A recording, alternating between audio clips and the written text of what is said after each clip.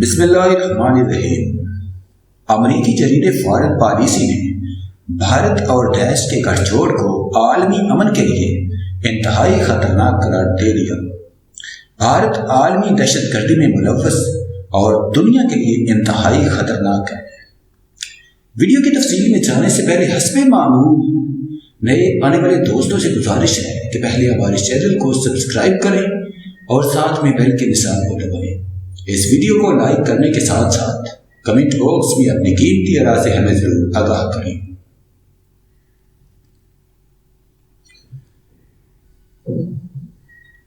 Foreign policy نے دہشت گردی کے حوالے سے دہل کا خیز انکشافات کرتے ہوئے بھارتی دہشت گردی کا چہرہ دنیا کے سامنے بے نقاب کر دیا۔ امریکی جریدے نے عالمی دہشت گردی میں بھارت کو سر فہرست رکھتے ہوئے بھارت اور دیش کے آپس میں روابط کا پردہ کر دیا ہے۔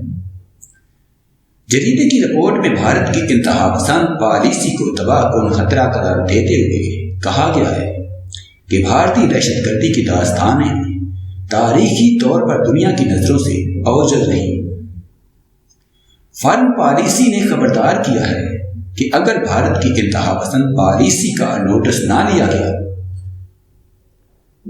تو اس کے دور رس اثرات ہوں گے۔ امریکی جریدے کا کہنا ہے کہ مختلف ممالک میں دہشت گرد حملوں اور نئی لہر میں بھارتی سرپرستی نیا موڑ لے رہی ہے اور اگست میں دیش کے جلال آباد جیل پر حملے نے اس ابھرتے ہوئے خطرے کو بڑھاوا دیا۔ فارن پالیسی کے مطابق داعش اور بھارتی گٹھ جوڑ نے 2019 عیسوی میں سری لنکا میں ایسٹر پر بم دھماکے کیے۔ فارن پالیسی کے مطابق داعش اور بھارتی گٹھ جوڑ نے 2019 میں سری لنکا میں ایسٹر پر بم دھماکے کیے۔ اس گٹھ جوڑ نے 2017 میں ترکی میں کلب پر حملہ کیا، نیویارک اور اسٹاک ہوم میں حملے کیے۔